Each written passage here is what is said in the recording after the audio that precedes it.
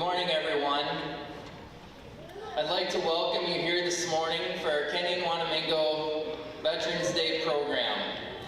A special welcome to the Kenyon Veterans Color Guard, the Wanamingo Veterans Honor Guard, the visitors joining us, and especially the veterans we have present.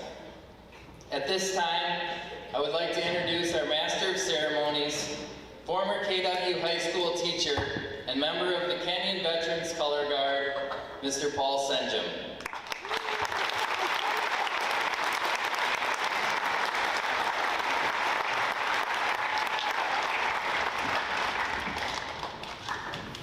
Thank you on behalf of the Kenyon-Wanamingo veterans. They say it takes a village to raise a child and young adults, and we're just honored and so thankful that you let us be part of that process, as small as it is. At this time, I would like to tell you about the table in the center of the gym. It represents our missing POW MIA. The single red rose in a vase is there as a reminder of the lives of each of the missing and their loved ones who keep the faith, still waiting for answers. The ribbon tied around the vase shows our continued determination to account for the missing. A lemon slice at each bread plate is to remind us of the bitter fate of those captured and missing in a foreign land.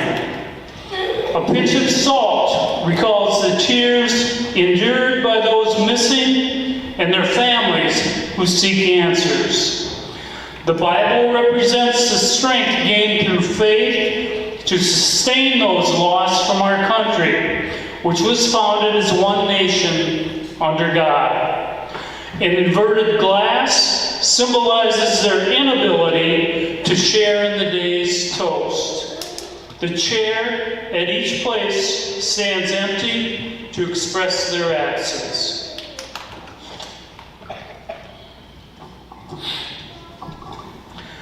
At this time, we will have the posting of our colors.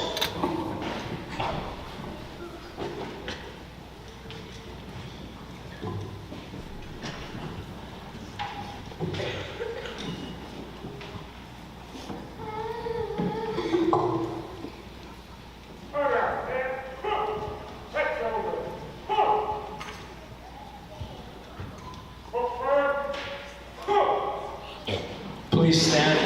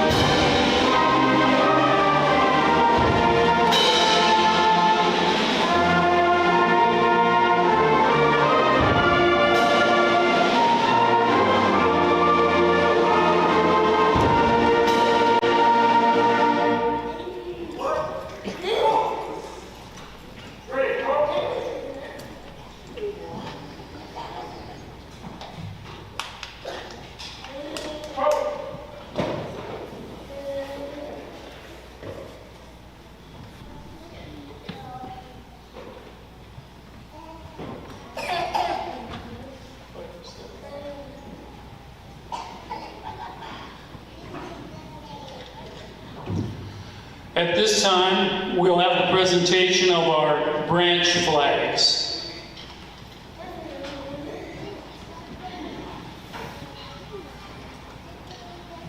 Army.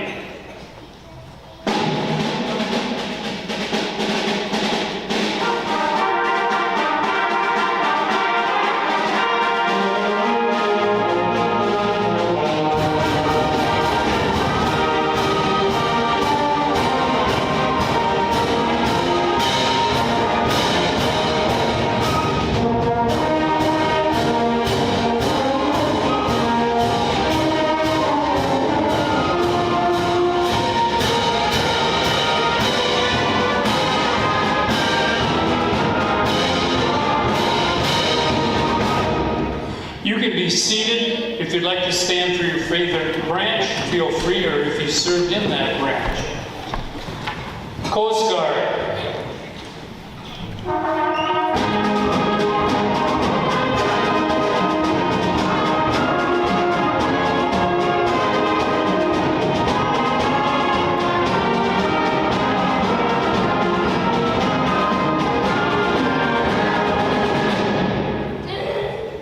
Marines.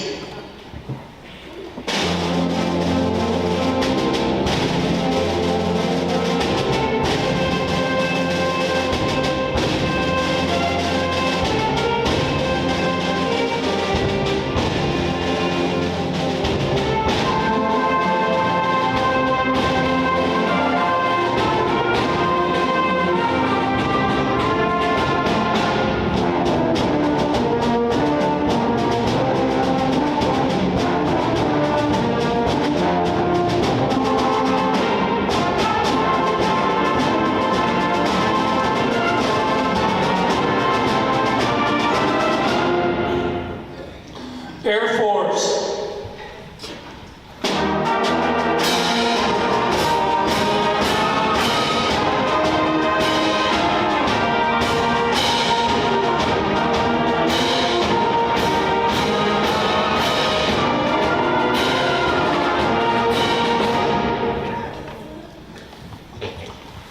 Merchant Marine.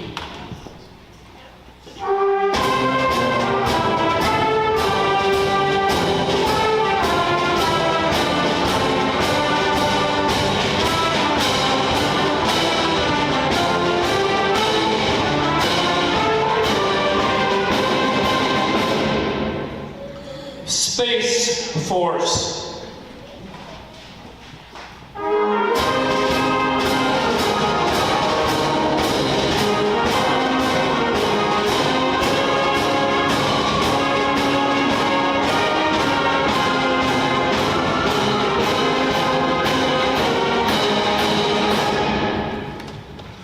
Navy.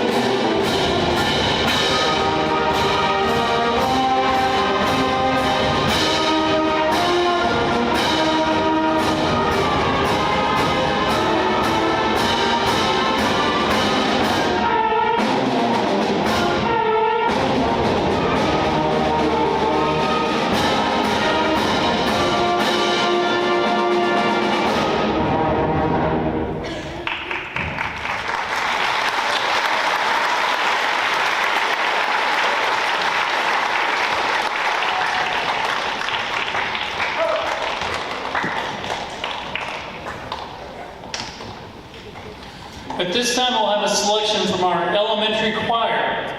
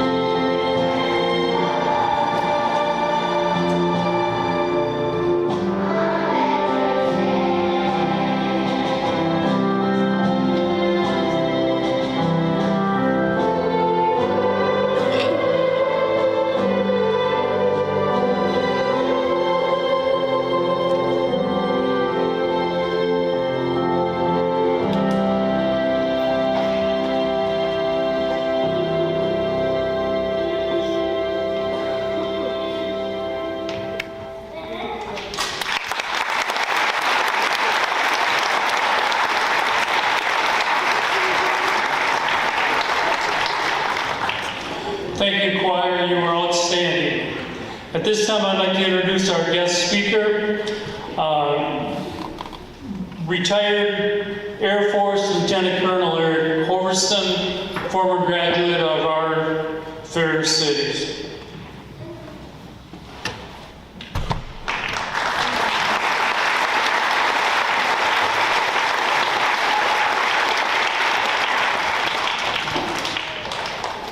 Thank you.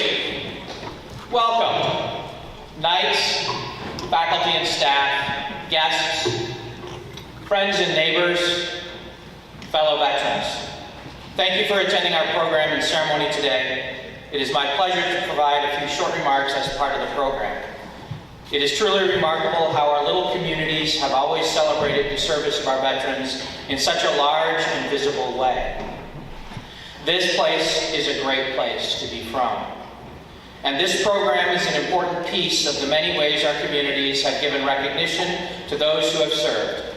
Special thanks to the school for hosting, the band and the choirs for their contributions to the ceremony today.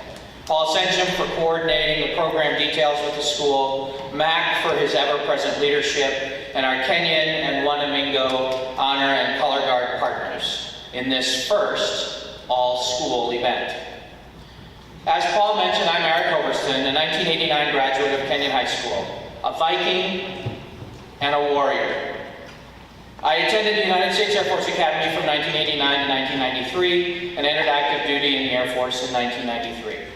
I served at 12 duty stations, 3 deployments over 22 years, and retired in the rank of Lieutenant Colonel in 2015, when I moved back to Minnesota to begin civilian life. I married Susan Vogel of Rochester, Minnesota in 1997. Our daughter was born in 2001, and she and her husband live in Philadelphia. Thank you for your service. So I'm going to break from my script for just a second here and be very intentional. If you are a veteran and you are able to stand and comfortable doing so, please stand. If you're unable and someone is with you, they can surrogate for you and stand on your behalf. If you are a spouse of a veteran, please stand. If you are the child of a veteran, please stand.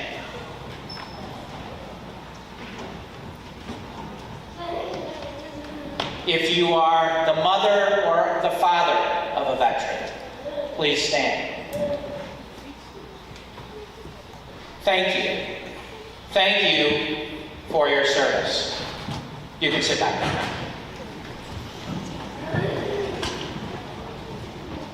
Thank you for your service. I hear this frequently. I truly appreciate the acknowledgement, and I recognize that there's a whole generation of veterans who did not hear this at all. Far, far too long, and particularly when they needed to hear it the most. And others whose service was shrouded in the secrecy of the Cold War. I'm grateful for this verbal acknowledgement each time I hear it. But is there more? Are there actions that go even further than words to recognize the sacrifices made by the few for so many? What can we do more than just what we say to demonstrate we recognize that what we have is truly and gratefully cherished, and solely to the credit of those who have stepped forward to defend it for coming on 250 years. The purpose behind each veteran's service is different for each, and each service has its own traditions that shape its members' spirit, esprit, and morale. But at the foundation of service for all of us, dating back to our founding, was the common language and the oath taken to support and defend the Constitution. And at the time of our formation, unique among all.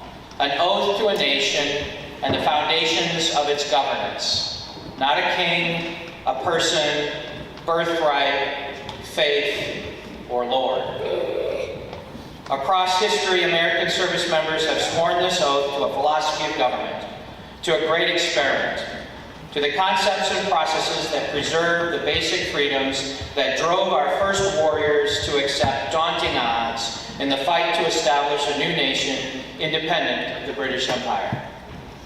Owning to this yet-to-emerge concept, the American way, and the American dream.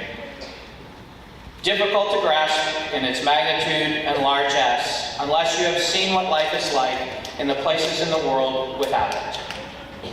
Worth defending at all costs.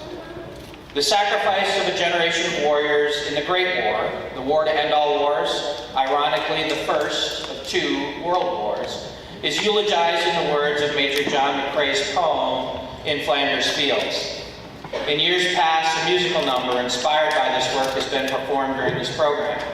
While we often think of it because of the imagery inspired by poppies between crosses in neat, straight rows on row, the final stanza of McCrae's verse maybe tells us a more important point. Take up your quarrel with the foe, to you from failing hand we throw, the torch be yours to hold it high. If ye break faith with us who die, we shall not sleep, though poppies grow in Flanders fields. The freedoms that define and identify America as unique in the world must be defended. This verse may suggest that they must also be protected. And these are different. And this is the tangible action that each of us can take beyond the utterance of thanks to a demonstration of gratitude through action. Show gratitude for what has been provided to you through the sacrifice of others in how you care for it. So what can we do? Let's break it down generationally.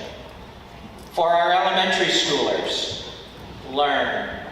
Without forgetting the important lessons about life and living with others that we learned in kindergarten, learn with zeal and excitement about America and what makes her unique.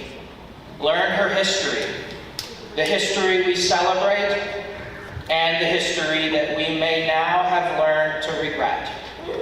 While we can celebrate both, learn the differences between its legends and its myths, and learn about the courageous men and women who made the sacrifices to forge her from adversity and oppression, to effect change, to correct wrongs, who have made her not perfect, but more perfect each step of the way.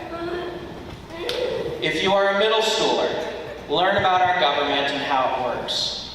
How does it not work? And what it can and cannot do. Learn about the Constitution, what it says, how it says it, and what the intentional words mean. Recognize the intentional design of the government processes that enable us and made us unique among all fledgling nations of the time of our founding and those that preceded it in history. Understand its first word is its most important. We. All of us, not just those like us, but also those who look, pray, love, prosper, and even sin differently than we do. As a high school student, among all the other important lessons that prepare you for life, like algebra, how to balance a chemical equation, how to diagram a sentence, and what a good literary roadmap looks like. I'm looking around the room at some folks who had some hands in that. And those are clearly lessons I use every day, or not. Learn the ways of the world and how things work. Understand how information gets to you, the motivation of its sender, how it can be mistranslated and misrepresented along the way.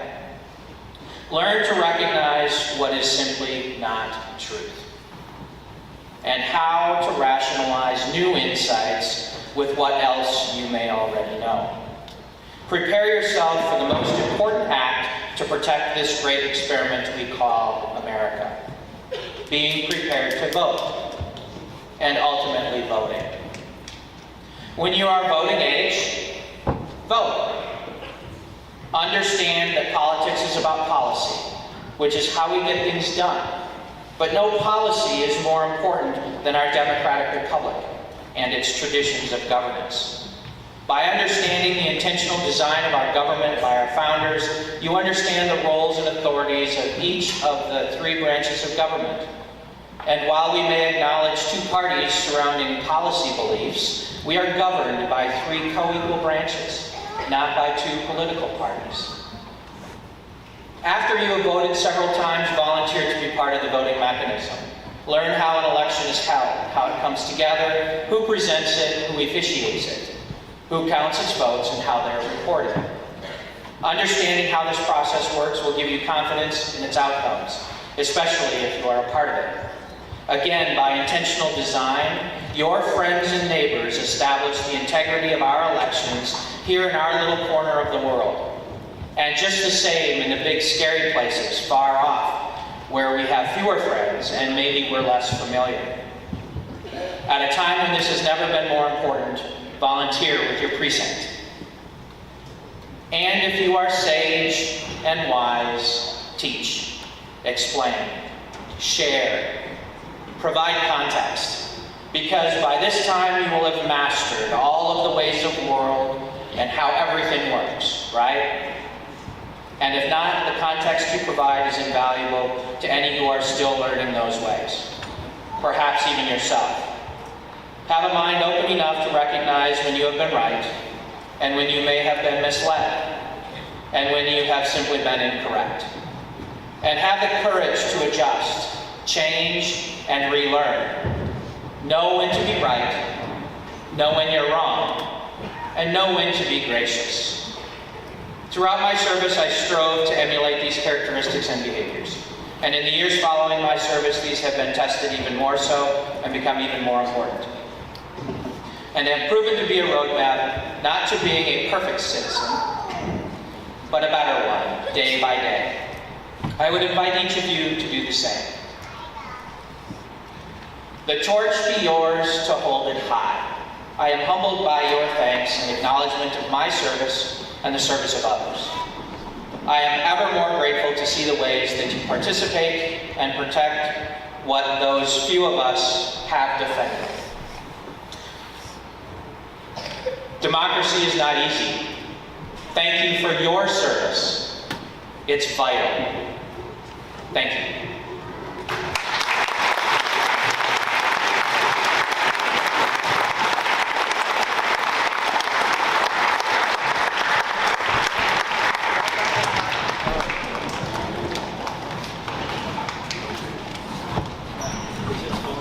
Thank you, Eric. At this time, when the choir is ready, we will have the singing of God Bless America and the flag presentation.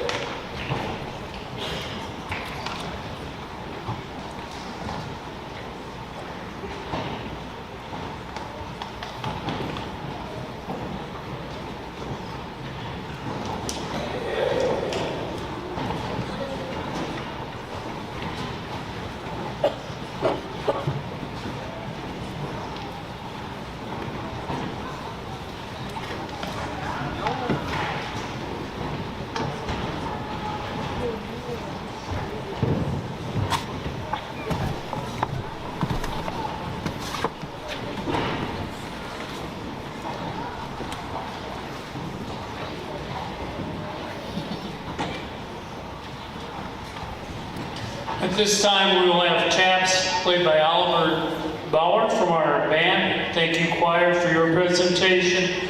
Would you please stand?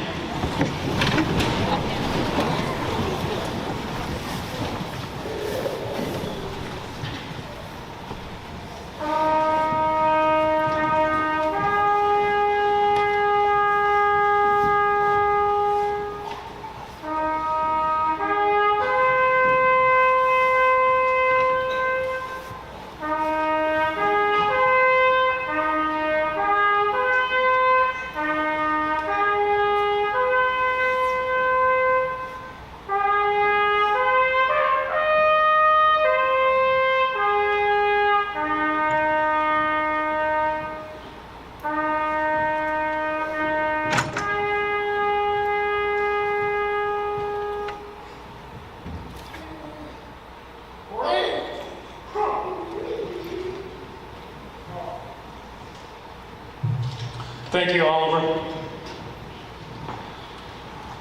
In closing, I'd like to thank the student body. If you can sit.